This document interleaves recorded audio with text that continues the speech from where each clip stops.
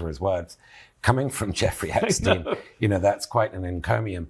And Roy Cohn, of course, had said, I'm not sure it's permitted, but he pisses ice when Trump refused to visit him on his deathbed, the man who'd made Trump. So will this result in a sort of bang to rights? Yeah, now we can indict. No, it won't. No. This is, as I say, it's an MRI of how things work in a culture where shame has vanished. Yeah. And how do you rebuild shame? I don't have a magic bullet for that, but this is an MRI of shamelessness amongst the elites, all of them. Yes. When I was at MSNBC, I remember saying on air that the big divide in American politics today is not left versus right, it's people with shame and people without. Indeed. And that's what we have in these files in particular, as I say, which is, you have Democrats, people from the Obama White House helping Epstein out.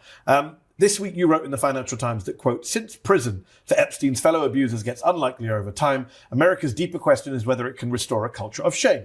So on that, just sticking with shame, is it something unique to the US? Because in other countries, there do seem to be consequences for people who are popping up in these files. I believe the National Security Advisor of Slovakia, I think it is, has resigned. In the UK, Lord Peter Mandelson, for Americans watching, may not realize, one of the most consequential figures in modern British politics, someone who served in the cabinet multiple times, was the British ambassador to DC till very recently, has quit the Labour Party, has quit the House of Lords, the upper chamber, and as you mentioned a moment ago, the scandal is so big now in the UK, it could bring down the Prime Minister, Keir Starmer, who appointed him ambassador, knowing about Mandelson's ties to Epstein.